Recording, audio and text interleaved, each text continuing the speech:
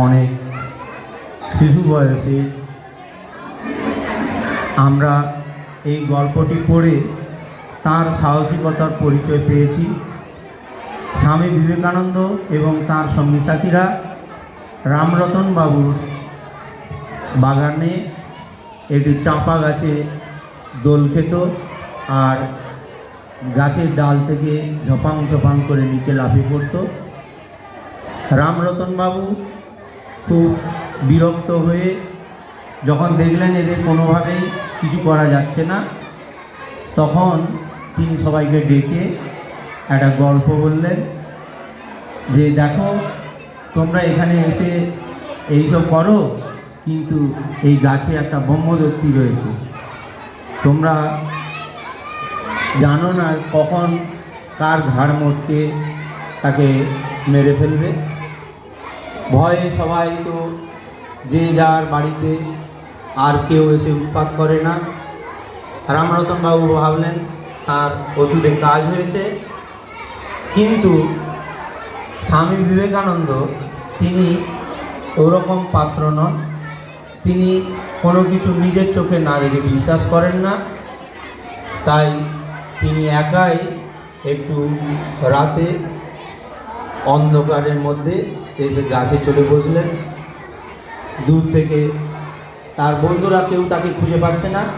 তারপর যখন গাছের কাছে এসে আবিষ্কার করলো গাছের মধ্যে কেউ একটা বসে আছে, ভয়ে কেউ কাছে যেতে চায় না।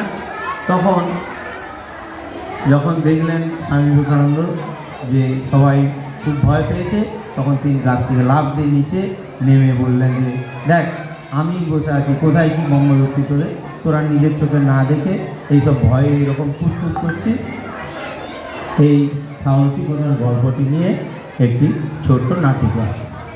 নরেন ছিল ডানপিটে দুরন্ত স্বভাবে, কোনো কিছুকেই তোয়াক্কা করতো না সে। তাই তো প্রতিদিনের মতোই আজও এসে গেছে তার বন্ধুদের নিয়ে রামরতন বাবুর বাড়ির বাগানে। এই গাছতলা হলো তাদের জমায়েত হওয়ার প্রধান জায়গা। আর এই দলের সর্দার হলো বীরে, যাকে আমরা নরেন বলে থাকি। তবে এই দাপাদাপি আর হুড়োহুড়িতে যিনি সব থেকে বেশি বিরক্ত হতেন তিনি হলেন বুড়ো রামরতন বাবু। এই অত ছাড়া এই বজপাইসে তোরা মরতে পারিস নে, গেলি তোরা গেলি, জীবনটা জ্বালিয়ে খেলি আমার একেবারে। তোদের একদিন কি আমার একদিন, তো আমাকে করতেই হবে। অত চালাকগুলোকে একটা শিক্ষা দিতেই হবে আমাকে। আসুক কালকে আসুক। এই যে ছোড়ার দল, একটা গল্প বলি তোদের, এই দিকে আই দেখিনি। গল্প শুনতে কে না ভালোবাসে, তাই নরেন আর তার বন্ধুরা চট করে চলে আসলো তাদের জ্যাঠার কাছে। কি গল্প শোনাবে জ্যাঠা? কি গল্প? এদিকে বস আগে।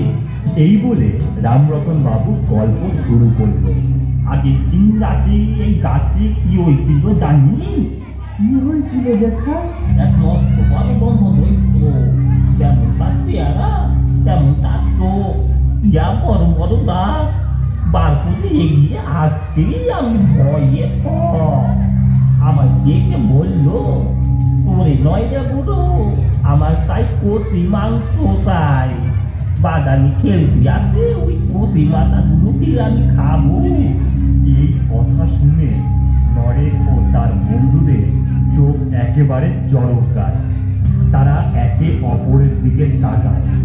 তারপর সেই গাছতলা থেকে এক ছুট দিয়ে রামরতন বাবুর বাগান থেকে দৌড়ে পালায়।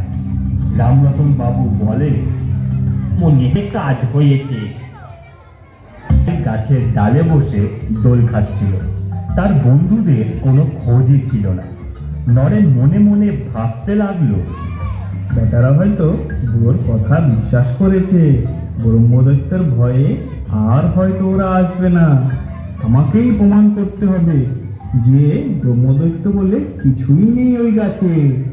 নরেন তার বন্ধুদের প্রমাণ করবার জন্য সেই দিন সারা রাত সেই গাছের ডালে বসে কাটিয়ে দিল। সারা রাত নরেনকে না পেয়ে বিশ্বনাথ বাবু রামরতন বাবুকে ও নরেনের বন্ধুদের নিয়ে রামরতন বাবুর বাড়ির বাগানে আসলো।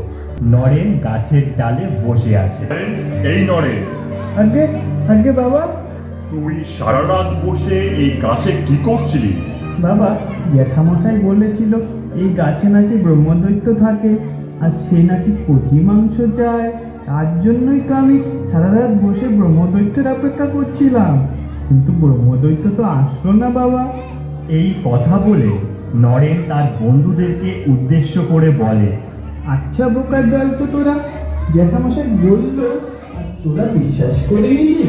একবার সত্যটা যাচাই করবি না? নরেনের মুখে এ কথা শুনে সকলেই হতবাক হয়ে পড়ে।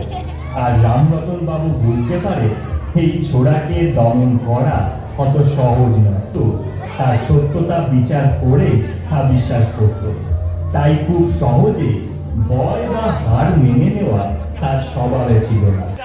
বিশ্বনাথ দত্তের তখন আইনজীবী হিসেবে বেশ নাম। একদিন তিনি যখন তার আইনি কাজে ব্যস্ত